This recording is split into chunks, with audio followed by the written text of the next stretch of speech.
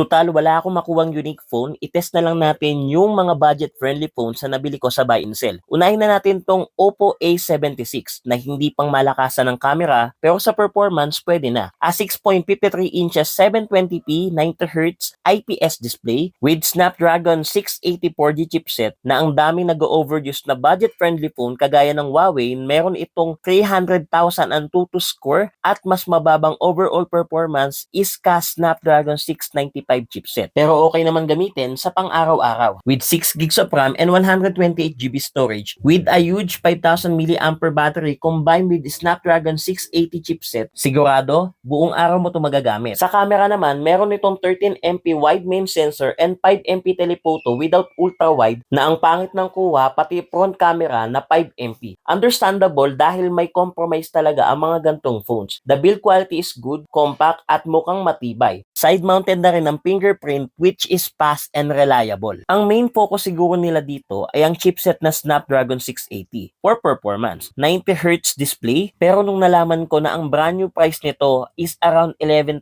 pesos noon, oh my god, hindi ko to marerekomenda kaya nalulungkot talaga ako nang kailangan ko tong reviewin dahil wala na ako makontent. Ito yung great example na wag gumasos ng mahal kung hindi mo naman deserve ang ibibigay sa'yo. Maghintay ng tamang panahon, tamang review sa mga gusto mong bilhin na gamit bago ka bumili. Salamat sa panonood and follow me for more videos. Pasensya na kung wala akong content ngayon. Meron akong mga internal struggles na kailangan kong ayusin sa sarili ko. Thank you.